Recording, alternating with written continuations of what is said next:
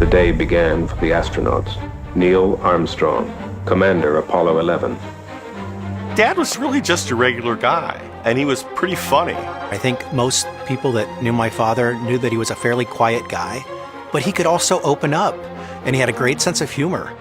But he had to always balance the responsibilities of the task that he was given with his family life and the public life, and that was always a challenge for him. Part of what's beautiful about Neil and what was important to this movie was that he wasn't someone who necessarily thought of himself as a hero.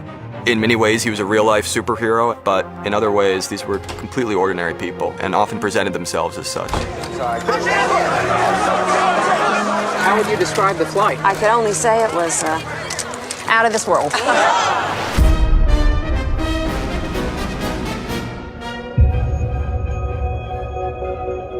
You know, it's widely known that Neil was this great American hero, but it's not so widely known that he didn't consider himself a hero at all. We'd like to give a special thanks to all those Americans who built those spacecrafts, who did the construction, design, the test. He was constantly deferring credit to the hundreds of thousands of people that also made this mission possible. To those people, tonight we give a special thank you. You had 400,000 people all working incredible hours and putting their best effort into their piece so that it wasn't that failed, that caused us not to get to the moon. And when you have all those people working so hard, committed to something, amazing things can happen. What's interesting about him as a heroic character study is that, you know, oftentimes when we look into our heroes and we see that they're human, it can be disappointing. But I think Neil's one of the rare cases where his humanity makes him more admirable. We think of these people as larger than life, as though they just rolled out of bed with greatness in them, and, you know, they went to the moon because it was easy for them. And one thing we wanted to try to show with this movie was that that wasn't the case. Neil and Janet were just ordinary, hardworking people that were placed in a very extraordinary situation, and they did suffer loss and lost friends, and they encountered many challenges and difficulties along the way, and that they just really wanted to dig deep to make sure that those sacrifices counted for something. Hi. Are you okay? Jesus. Oh, I'm fine.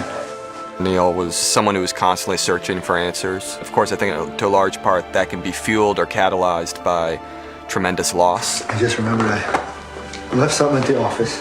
Even going back to his Navy days, Dad formed very strong friendships and lost very close friends. Someone in that position is left at times grappling for answers, grappling for some kind of meaning. I think he always felt that he needed to redouble his efforts to make sure that the things that he did and the way that he did them would honor those sacrifices. I think he was constantly trying to just get a new perspective on the universe, and the way he did that was by putting himself on the line and trying to go to that edge. But I think it came from that sort of very human, primal urge to figure out what our place is.